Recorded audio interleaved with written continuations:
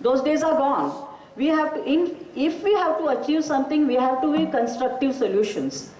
And because they needed constructive solutions to negotiate and protest, they came to architects. They came to architects and planners and they said, look, this is what is happening. This is what is happening in our neighborhood. Our livelihood has gone and the land is also getting used for the purpose which is of no use to us. And then some of us architects, with the help of the mill workers, actually gave an alternative plan to the government. And lot of the provisions in the alternative plan are part of the policy now. And it doesn't happen very easily. I mean, you have to negotiate, you have to protest, you have to come on the street, you have to talk to the ministers, you have to talk to the bureaucrats.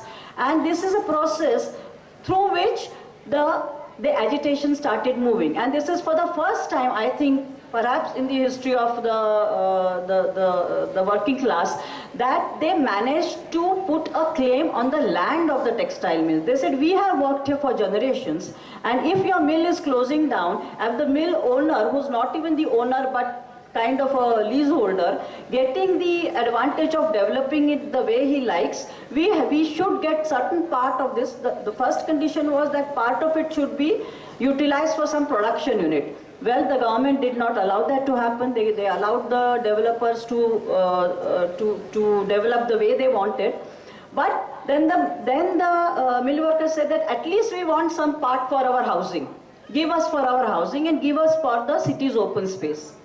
Next step which they took was saying that, well, this was not only the question of mill lands, and this is where they appealed to the larger mass of the people. They appealed to the artists, they appealed to the writers, they appealed to the filmmakers, they appealed to the professionals, planners and architects and sociologists, and said that, look, this is no more a question of the mill workers, it's the question of our neighborhood, and later on it's question of our city. If our government wants to make Singapore, Shanghai, Tokyo, whatever, of converting Mumbai city into this kind of images, the world-class city image, tell us where we stand in those images. Tell us where we stand, what is our position in this vision of your development. And that is when a platform was formed, which was a multidisciplinary platform. And I think that multidisciplinary platform helped the general awareness raising in the entire city.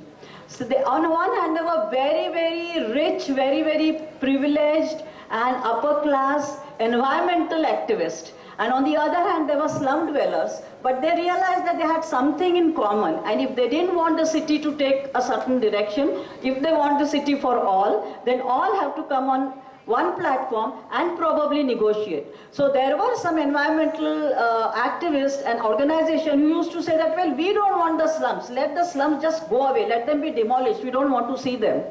Now they are arguing that, well, the slums should be rehabilitated. They should be given better housing. So this change has happened because of this interaction between various sections of the society having various agendas. But I think it's inevitable now, whether we are talking of pedagogy, whether we are talking of our education system, whether we are talking of our profession, whether we are talking of our politics and activism or research, there is no go but to get a multidisciplinary approach, make one platform, because this is a battle we will all have to fight jointly if we really want to make city for all. Thank you.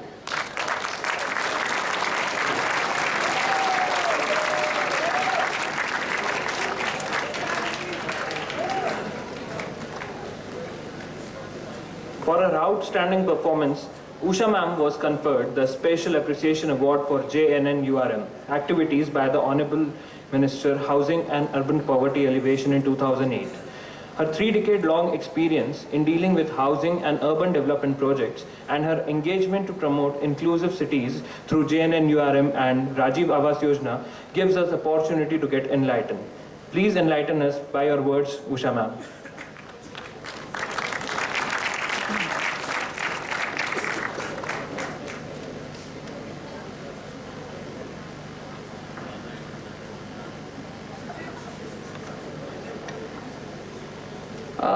Good evening, friends. Good evening to my friends on the dais, guests, and all my professional students, because they're all going to be professionals and they're going to be the future planners of the country. As you're aware that economic growth leads urbanization, and we are already aware that cities are engines of economic growth. And we already know that we are already 31% urbanized, and in another 2 decades it is expected that India would be urbanized to about 40%. So what does it happen? 60% of GDP is contributed now, and in another, say, 2 decades or so, about 70 to 75% GDP will be contributed from these cities. And even the 70% employment would be created in urban India. So you see how important it is that we address these cities. And I belong to an organization, HUTCO. HUTCO has been contributing towards housing and urban development, and it was created by Government of India way back in 1970. It is basically an mini Ratna, ISO certified, and it has a very best talent pool in the country. We have a diverse and multidisciplinary expertise in the organization, right from dealing from housing, urban development, design and development, urban regional planning, sectoral research. And HUTCO has a broad vision to promote financial inclusion by stressing on social housing. We are talking about inclusiveness. So we as an organization, we have always been doing it right from 1970. And provision of basic services. We've also been partnering with the Government of India in creating livable and inclusive cities, and partnering with other stakeholders for developing sustainable habitats. We also bridge the financial and technological policy gaps in urban space, and we continuously invent, reinvent, adapt, innovate, and align the changing business environment. HUTCO in the beginning, basically, we focused on housing, but later on we diversified into urban infrastructure, and an urban infrastructure window was opened in 1989. HUTCO has always been basically designing loan products that remain well within the reach of repaying capacity of the beneficiaries, basically focusing on the social housing, that is the EWS and LIJ category. Now there are 3 considerations that we generally have for financing social housing, is having a differential rate of interest across all income categories. First is, and give a very concessional rate to the EWS. We give concessional rate below par, our borrowing rate, below 2% our borrowing rate. And we give a longer repayment period, say 20 to 25 years. So the loan repayment burden is lessened for the beneficiaries. Secondly, we also give the maximum funding for the dwelling unit cost, say about 90%. So, and up till now, HUTCO has funded 16.4 million dwelling units. And we're glad to know that out of this, more than 95% of the dwelling units belong to the social housing, that is the EWS LIG category. So our motto is always profitability, social justice. Besides project funding, we are also giving funding for individual housing loans through our retail financing window. And apart from financing, we have other operations such as consultancy services in terms of housing, infrastructure, and urban regional planning. We have capacity building. We also promote research and development studies and use of local building materials, cost-effective, innovative technologies. Besides our regular loan product initiatives, we've also partnered and also extended helping hand in the time of disaster crisis due to natural calamities. We have, first of the projects which we really worked on was on Bhopal gas victims in 1984. Earthquakes at Uttarkashi, Latur, Jabalpur, Chamoli, Gujarat, Jammu and Kashmir and Sikkim. Super cyclone in Orissa and cyclone rehabilitation in Andhra Pradesh. Tsunami also we did a lot of work, and cloud burst at Ray and at Jammu and Kashmir. HUDCO has been partnering with the government, both at the state level and at the central level, for basically implementing the government programs and properly known as Government of India programs, right from starting from 2 million housing to the night shelters to National Slum Development Program, the WAMBE, and the latest being the JNNURM and Rajiv Awas Yojana. In Rajiv Awas Yojana and RAY, we have basically played a very central role and extending right from hand-holding with the state governments in formulating of project proposals and appraisal, monitoring. During the implementation, and as you know, that JNNURM was only a 7-year program starting from 2005-06 to 2012. But you know that the program has been extended by another period of 3 years. What were the reasons that the program had to be extended for 3 years? One was basically when the DPRs, or the detailed project reports, when they were formulated by the state government agencies, there were no community participation. You see, whenever we are planners, when we are planning, we are planning for the community, we have to see that community participation is central to the planning process.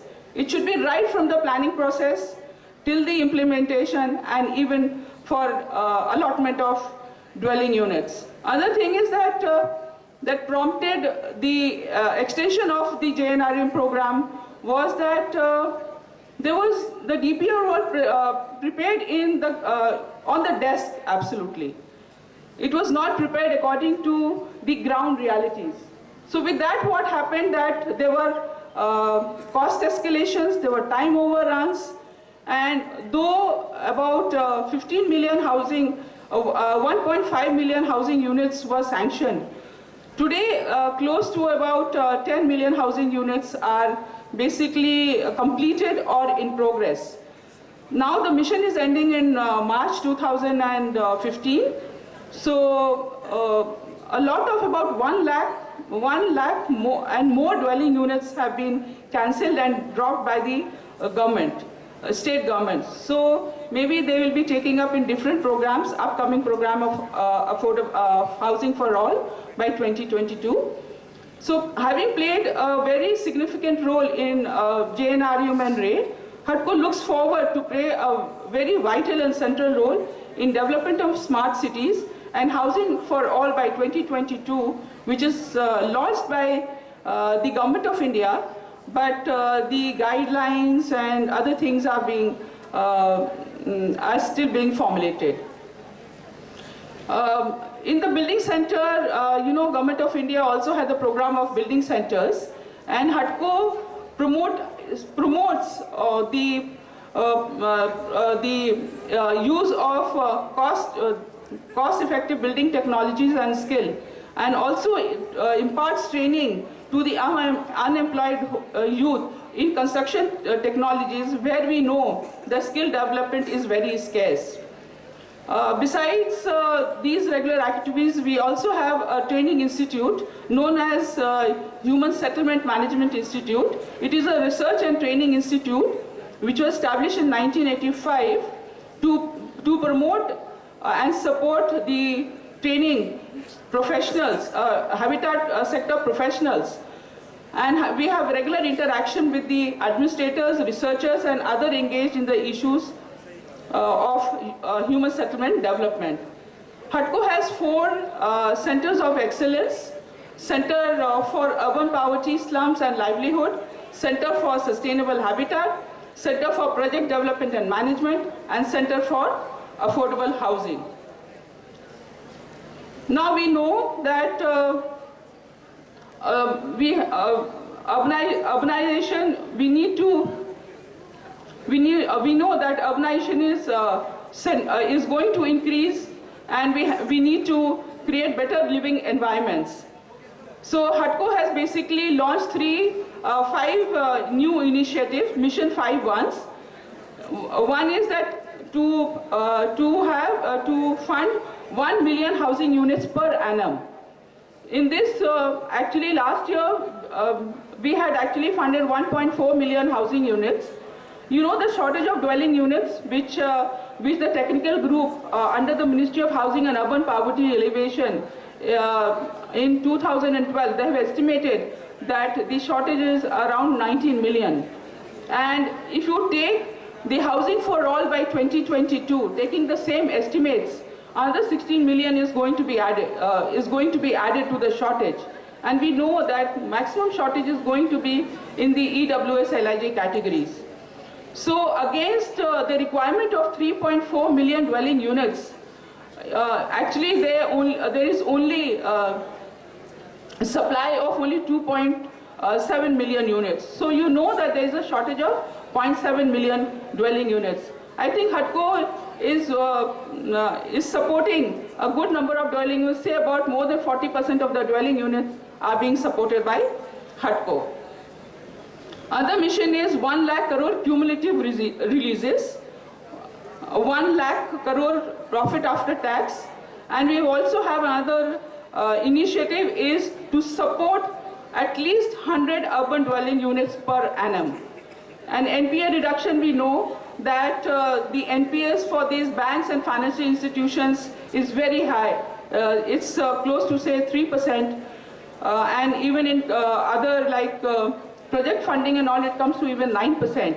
So HUDCO has the mission of reducing the NPA to 1%. Besides, another initiative is rent to own scheme. Rent to own scheme is basically for government employees, the lower employees like constables, bus drivers, conductors, who do not basically own a house. So they can take funding, these institutions can take funding from HUDCO, and the repayment can come from their regular EMIs, which is deducted from the salaries. We also have another initiative of HONEY, that is HUDCO Nav Nagar Yojana. We give an integrated and complete solution right from planning to financing for new townships and layout plans. We have also partnered with SEWA in microfinance for housing, basically for financial inclusion of poor and self-employed women in slums and informal settlements, and we have joined hands with SEWA with an equity investment of 1 crore. We have CSR initiatives wherein we have supported construction of night shelters, community pay and use toilets. We also took part in installation of prefabricated zero discharge toilet systems during Kumbh Mela at Allahabad through IIT Kanpur, and construction of skill development centers. We've also signed MOUs for association of CSR with National Commission for Women, National Culture Fund, and Construction Industry Development Council for creation of skills required for the building industry.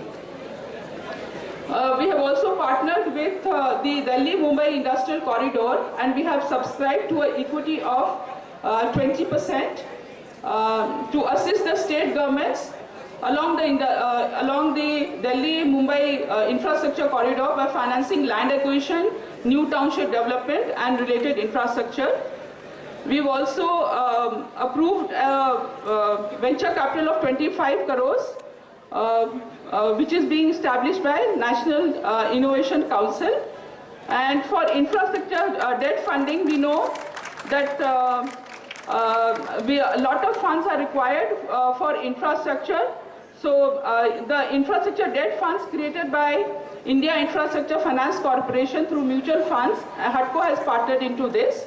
And last but not the least, HUDCO has also launched the HUDCO Design Awards in 2012 to encourage architects, planners and engineers to give recognition and encourage the innovative ideas to make cities inclusive, beautiful and environmentally sustainable. HUDCO has also developed a bamboo center of excellence with IIT Delhi and looks forward to develop another 20 bamboo centers of excellence where there are bamboo growing states which will be set up shortly.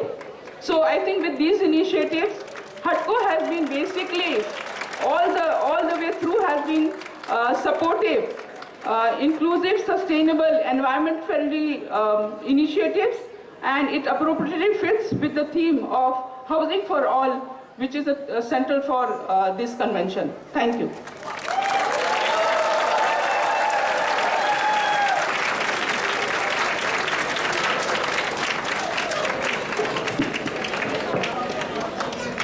Thank you so much, ma'am. Since the day we took the challenge to host the 16th annual NOSPlan, Professor Khare stood besides us as a mentor, guide, and a philosopher. Now, when the day has come to see it materialize, we gladly welcome Professor Ajay Khare with a round of applause from everybody. Welcome, sir.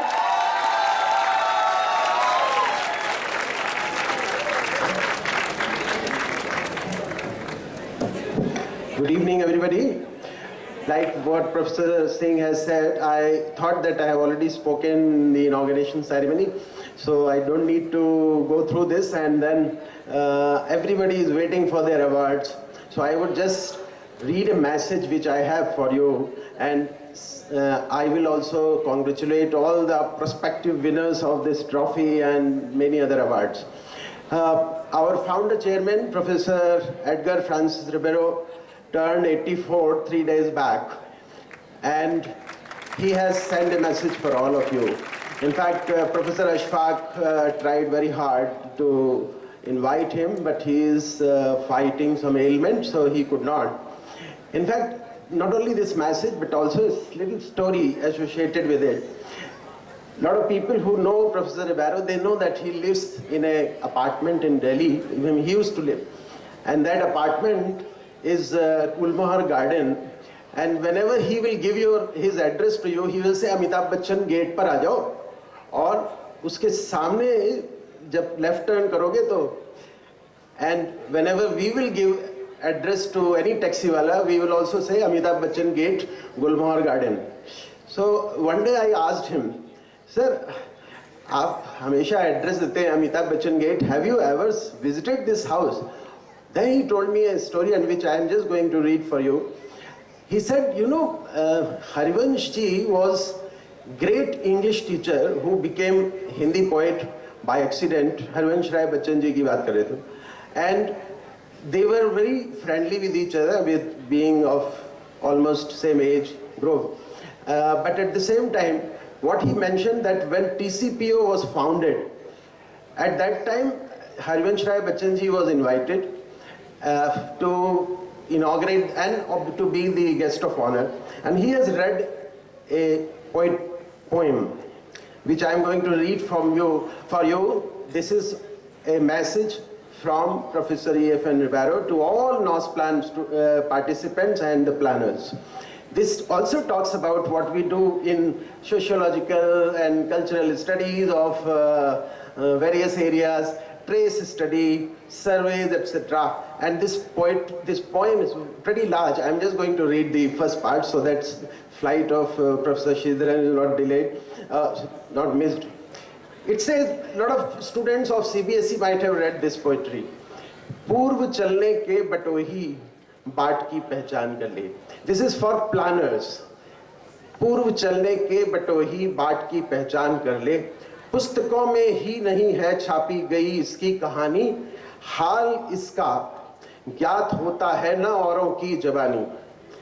अनगिनत राही गए इस राह से उनका पता क्या, पर गए कुछ लोग इस पर छोड़ पैरों की निशानी. यह निशानी मूक होकर भी बहुत कुछ बोलती है, खोल इसका अर्थ पंथी पंथ की पहचान कर ले. पूर्व चलने के बटोही बाट की पहचान कर ले. This is such an exhilarating by him, which says that planners need to do a lot of survey work, trace studies, and your methodology must follow a method which tries to identify those things also, जो ये कहता है निशानी मूक होकर भी बहुत कुछ बोलती है, खोल इसका अर्थ पंथी पंथ की पहचान कर ले। प्रोफेसर रिबेरो ने आप सब लोगों को बहुत सारी शुभकामनाएं भेजी हैं। I am sure he would be very happy to attend our convocation whenever it is held. So, and congratulations from my side, and thank you very much indeed, Vinayak ji, to allow me to sit with such dignitaries. Neera madam के आगे जो surname है आदरकर, मैं उसको आदरकर नहीं बोलता हूँ, मैं आदरणीय बोलता हूँ, नीरा आदरणीय हमेशा। Why? Because that, you know, in architecture field, she may be the only person who can say in this group that architecture student से ज्यादा अक्लमंद होते हैं planners. Well, I fully agree with her, and why I fully agree that after 3 years of studies in SPA Bhopal and SPA Delhi or etc. 3 year कह रहा हूँ मैं, 4 year की बात नहीं करो, 3 years of study, they definitely become much more intelligent than architects because they do study the sociology, economics, culture and what not, which all is directly related with planner. Madam, thank you very much indeed for coming. And Usha madam हमारी regular visitor रही हैं हमेशा. She has been coming for various lectures also. Thank you very much. And Professor Sridharan of course is here with a big contingent. जब भी आते हैं यहाँ पर ताली इतनी जोर से बजती है ऐसा लगता है rock star is here, right? Okay, thank you. And thank you sir. Now please start the prize distribution ceremony.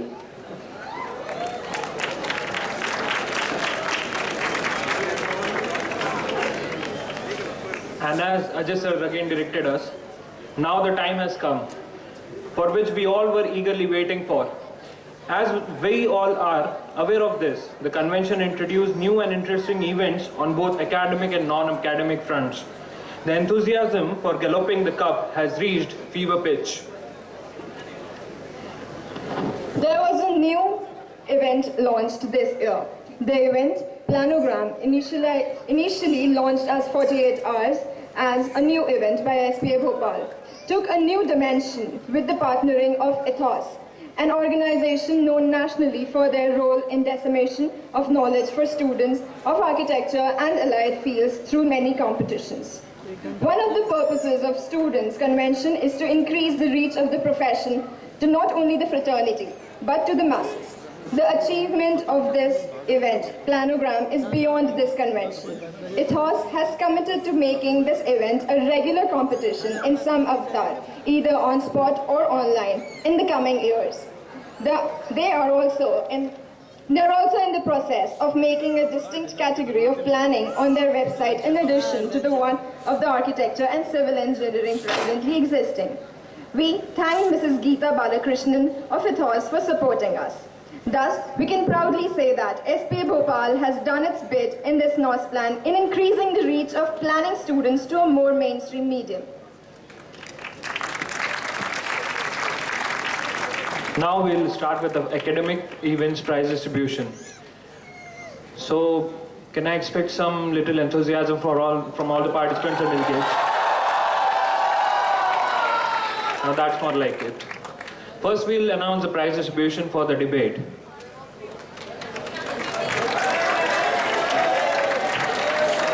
And the people who were in favor for the debate topic, there's a tie. And this tie is quite interesting because the tie is between the SPA family.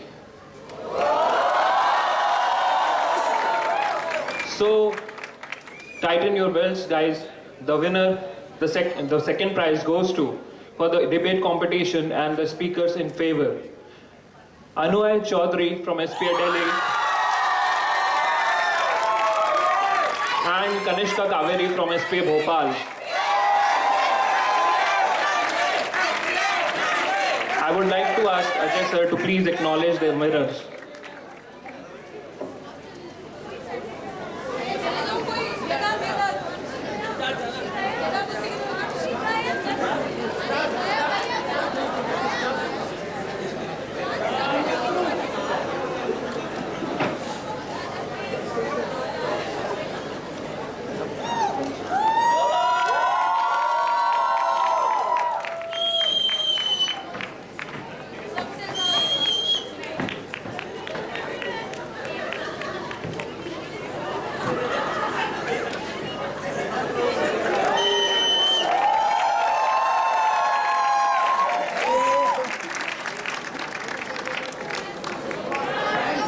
first prize for the speaker in favor of the debate competition topic.